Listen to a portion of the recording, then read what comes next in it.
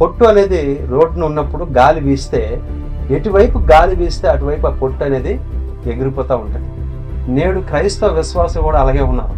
వారి పేరుకి విశ్వాసులు అని చెప్పుకుంటున్నారు, కానీ వారిలో లేనిది ఆ విశ్వాసమే. ఎందుకు ఈ మాటలు చెప్తున్నానో నేను మీకు పూర్తిగా వినండి, మీకే అర్థమవుతుంది. నేడు క్రైస్తవులు వారి యొక్క భక్తి ఎలా ఉందంటే అద్భుతాల కోసము, స్వస్థతల కోసము, దీవెనలు, ఆశీర్వాదాల కోసం చేస్తూ ఉన్నారు. ఒకవేళ మీ భక్తి అలాంటిదైతే ప్రభు పేరిట నేను మీకు మనవి చేస్తా ఉన్నాను, దయచేసి అలాంటి భక్తి చేయవద్దు. ఎందుకనంటే మన భక్తి పరలోకానికి చేర్చే విధంగా ఉండాలి.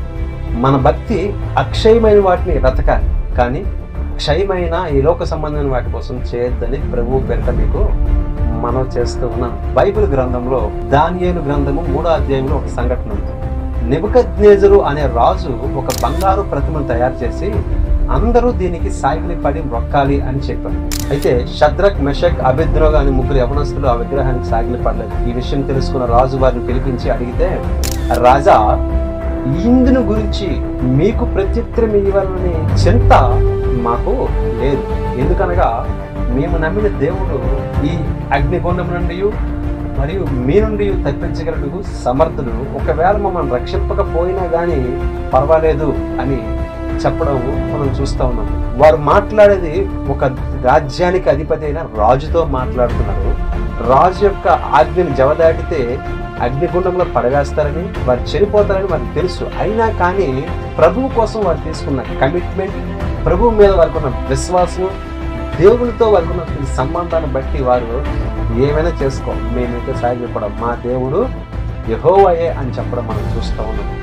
అయితే అటువంటి క్లిష్ట పరిస్థితుల్లో, ప్రాణాపాయం కలిగే స్థితిలో కూడా దేవుని కోసం ఈ షద్రక్, మెషక్, అబేద్నెగో నిలబడ్డారు. కాబట్టి దేవుడు వీరి కోసము అగ్నిగుండంలో నిలబడ్డారు. రాజు వీరి ముగ్గురిని అగ్నిగుండంలో పడివేశాడు, కానీ వాడు కాలిపోలేదు. పైనుంచి రాజు చూస్తున్నప్పుడు ముగ్గురికి బదులు నలుగురు కనిపిస్తున్నారంట. 4వ వ్యక్తి దేవతల వల్లే కనిపిస్తున్నారు. రాజు ఆశ్చర్యపోయాడు. బయట తీసుకొస్తే వారి వస్త్రాల కనీసం పొగవాసన కూడా రాలేదంటారు.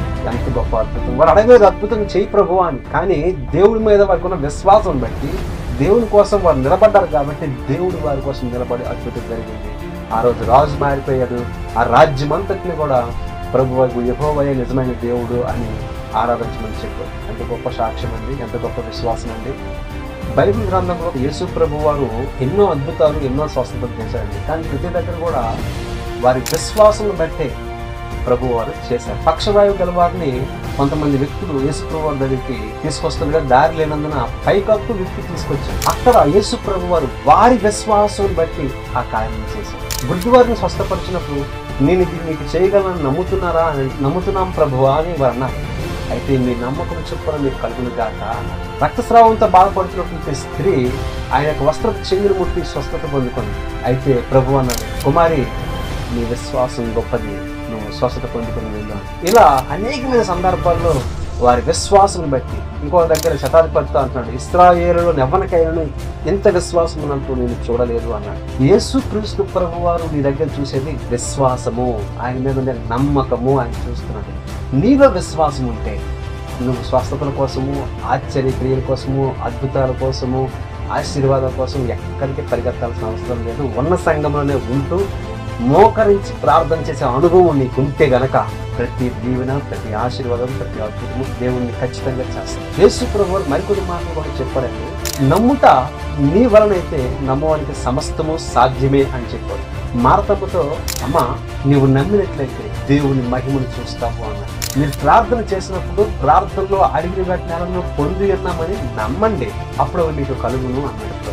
మీరు నా నామంలో నన్ను ఏం అడిగినను అపనమ్మకం లేకుండా అడగండి, నేను మీకు చేస్తా అన్నాడు. దేవుని మీద నీకు విశ్వాసం ఉండాలి. విశ్వాసం దేవుని మీద ఉండాలి, యేసయ్య మీద మాత్రమే ఉండాలి.